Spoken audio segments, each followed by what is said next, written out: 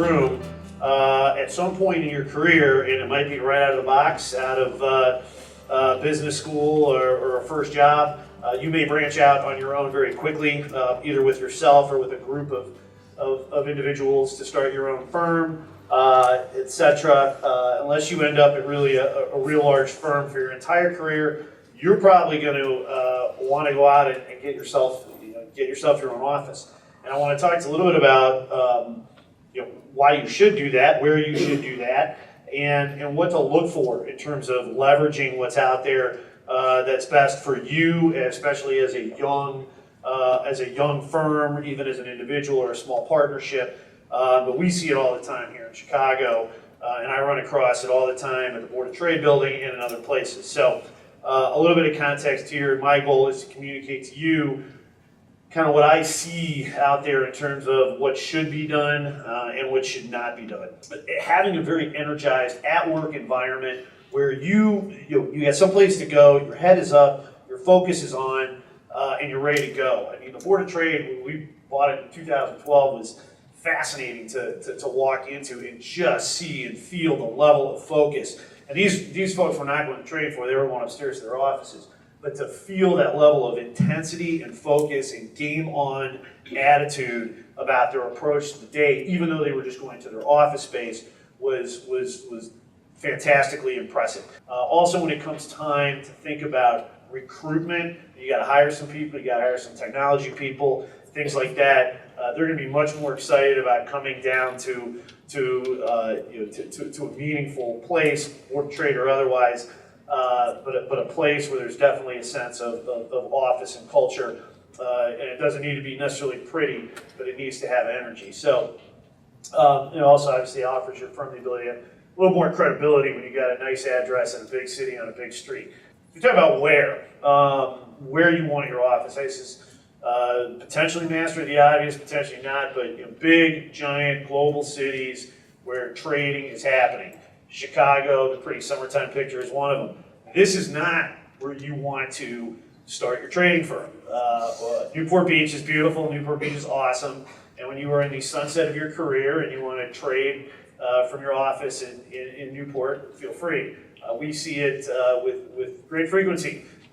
People that start off in these environments and quickly, if they do have some success, quickly migrate here to Chicago, I'm sure New York and otherwise, but to get the infrastructure, the resources, the network to tap into in terms of finding people to surround themselves with that are in this industry, this is not it. So this is where it's minus 10 degrees and the water's colder. This is the environment you want to be in. This is a focused environment that will cause you to enjoy spending 18 hours a day at work. Building whatever it is you're building. Talk a little bit about finding value out there and kind of what it looks like. And I'm not going to get real specific, except for maybe one item here, and that is when you think about how much you should be spending on office space. And you're doing pretty good, and you're in the right ballpark if you're about 5% of what you're grossing.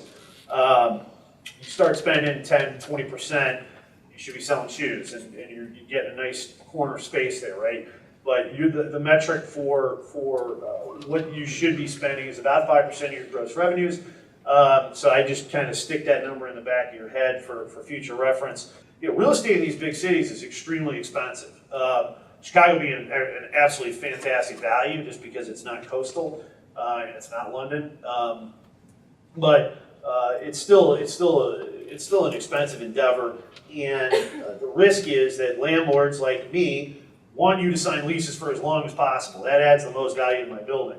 But my agenda here is to tell you what you should be doing, not what I want you to do, so there's some honesty here. But in any case, when you're starting out, you really want to keep it as short term as possible and mitigate that risk, because if there is a regulatory change, if there's a change in your small blossoming little three-man partnership, three-woman partnership, if you have any kind of change, you're going to be stuck, and you're going to be stuck with a 3-year lease, a 5-year lease, things that people want to try to talk you into. You want to keep it short. So when you come out of the box, you want to be looking at ideally month-to-month type of situations. And that's your shared office space. You've heard of Regis, and you've heard of, I mean, there's 10, 20 of them now, but these shared office environments, look at those. They offer month-to-month. They are expensive. That's the negative with them, but you should look at them.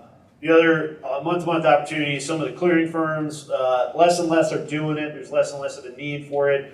But the clearing firms that if you are on the trading side of the business, your clearing firm, you'll have an agreement with them to provide service, and they may provide you some short-term office space. Look at that. The best value, though, is really to look at subleases. And so we are a commercial real estate firm. You know, we've got with our partners, geez, probably about $4 billion in buildings under operating management, and we sublet. We always have, and we're owners of big, giant, pretty office buildings, but we sublease. It's where you find your best value, just like you would in a apartment rental situation. As long as you're flexible and be able to be mobile, subleasing is where you're going to be able to find your best value, your best space, and your best buildings on the cheap, because people are obviously trying to get rid of something. So look at that first and foremost. And once you're at that, I'm willing to consider a 1-year term. You've got enough gas in the tank to last you 12 months. That's one of the things you should look at for sure. And then once you get a longer term outlook, maybe you've been doing this for 3 to 5 years. You've got some money in the bank, and you're moving onward and upward. You're starting to look at 3-year plus leases. I still recommend to stick to the sublease as long as humanly possible.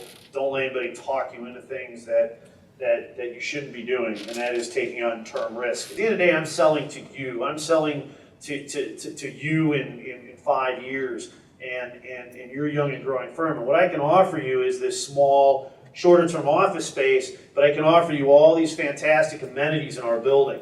A big conferencing center. So should you have a couple times a year the need to have a big meeting? Sure, it's right here. It's cheap. You don't have to go out trying to find that kind of space. We have 24-hour gyms. We have very similar to what residential has gone to these days in terms of amenitization. But restaurants, food and beverage. We have a beautiful rooftop deck we just opened at the board. A lot of the buildings have gone and done big rooftops. But these finding cheap subleases, things like that, these big, well-amenitized buildings is the way to go, I think, because it really gives you the opportunity to leverage every last dollar that you're spending in rent to get as much as possible. And finally, how do you go about finding these things? You start your own business, you're going to have everybody in the world come out of the woodwork that's a commercial real estate tenant guy who's going to want to help you out. Be a little wary of that. What I would focus on is finding a young, motivated tenant broker who's going to take your small, short-term requirement on and look to grow with you over time. Don't let anybody, again, talk you into anything about, say you got to do 5-year leases or this, and there'll be a stage for that, but you want to find a young person who's willing to take your instruction and go find you what you're looking for. Always have the ability to sublet your space. Again, very similar to the residential model that I'm sure y'all know about, but no matter what kind of lease you do, you want to be able to jettison as much of that liability as possible. So even if it's a 2-year lease and whatever your kickoff plan didn't work out after a year, you can obviously stick somebody in there for a year and not let it crush you. So that's one thing to keep in mind. Someday you'll be ready for the big giant, 5 or 10-year office space with the whole new build outs and probably some of the space like you'll see tomorrow with big 100,000 type of square foot firm. But in the interim, always be mobile mentally in terms of the ability to pick up and leave and move on. And technology has made that extremely easy to do. Not very long ago, everybody had big data rooms. When the migration went to the trading firms came off the floor and went into office space, these trading firms had these huge data rooms to handle all their new electronic trading. Well, that, as we talked about earlier, that's all been migrated to the cloud. So the ability to be mobile in these buildings like ours that all we do is push our connectivity allows you to hopscotch relatively easy. But that's pretty much it. So I wish you all a lot of luck. I hope you're out there looking for office space from us. But when you start out, definitely manage that risk. Don't do anything long term. Stay in really big cities and find good value-oriented space. So that's it. Thanks for having me.